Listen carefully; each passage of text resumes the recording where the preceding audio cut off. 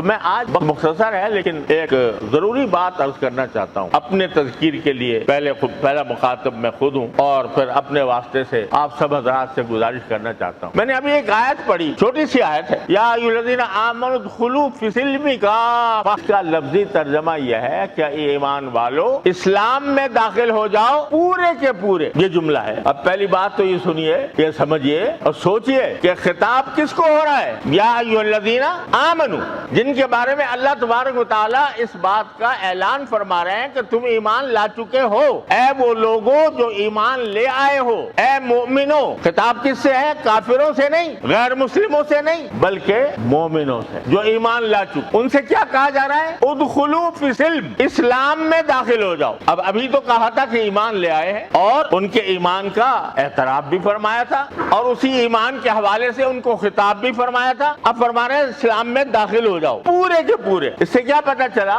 کہ ایمان نام ہے در حقیقت کلمہ لا الہ الا اللہ محمد الرسول اللہ کو دل سے مان لینے کا نام ایمان. لیکن اسلام میں داخل ہونا یہ صرف کلمہ پڑھنے سے نہیں ہوتا. کلمہ پڑھنے سے آدمی مومن تو ہو گیا لیکن اسلام میں ابھی داخل نہیں ہوا. اسلام میں داخل ہونے کے ضروری کے معنی یہ ہے کہ جب تم نے لا الہ الا اللہ کہا, اللہ کے سوا کوئی معبود نہیں, تو کیا مطلب ہوا اس کا کہ میں اللہ کے سوا کسی کا حکم نہیں مانوں گا, اللہ کے خلاف کسی کا حکم نہیں مانوں گا, اللہ تبارک و تعالیٰ ہی کو اپنا معبود سمجھتا ہوں. کسی بڑے سے بڑے انسان کو, کسی بڑے سے بڑے صاحب منصب کو, کسی بڑے سے بڑے سرمایہ دار کو اس کی سرمایہ داری کی وجہ سے, اس کے منصب کی وجہ سے, اس کے عہدے کی وجہ سے, اس کے رشتے کی وجہ سے اس کی بات اگر اللہ کے حکم کے خلاف ہوئی نہیں مانوں گا. یہ معنی ہے لا الہ الا اللہ. تو یہ صرف ایک کلمہ نہیں ہے, جنتر منتر نہیں ہے کہ آدمی نے ایک منتر پڑھ لیا اور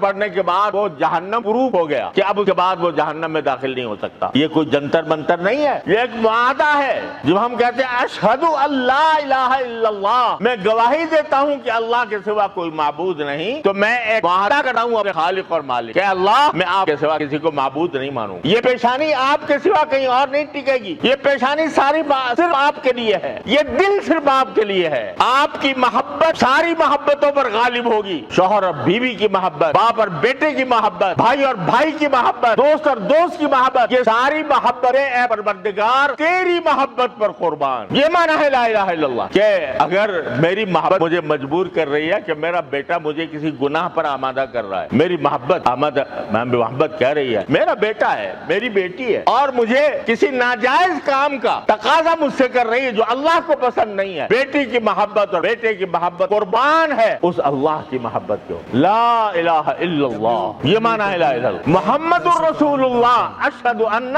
محمد رسول اللہ, میں گواہی دیتا ہوں کہ محمد صلی اللہ علیہ وسلم اللہ کے رسول ہیں. یعنی اللہ تبارک و تعالیٰ سے ہم بذات خود تو ہم کلام ہو نہیں سکتے, ہمارے اندر اتنی طاقت نہیں ہے کہ باری تعالیٰ کو اپنی آنکھوں سے دیکھ سکیں, ہمارے اندر اتنی طاقت نہیں ہے کہ ہم باری تعالیٰ کا کلام براہ راست سن سکیں. اللہ نے اپنا نمائندہ, اپنا شاہکار دنیا میں بھیجا ہے جناب خاتم النبیین رسول اللہ صلی اللہ علیہ وسلم کی شکل میں. تو میں گواہی دیتا ہوں کہ وہ اللہ کے رسول ہیں. جب اللہ کے رسول ہیں تو ان کی جو بات ہے وہ میرے لیے واجب التعمیل. اور اگر مجھ سے کوئی اور کہتا ہے, مجھ سے کوئی انگریز کہتا ہے کہ ایسا کام کرو, تو میں اس کا تابع نہیں, اس کا غلام نہیں, میں محمد عربی صلی اللہ علیہ وسلم کا غلام, اس کو رسول مانتا ہوں, اس کی تعلیمات کو حق جانتا ہوں.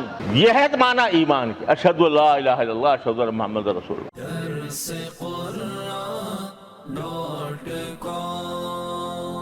www.darsequran.com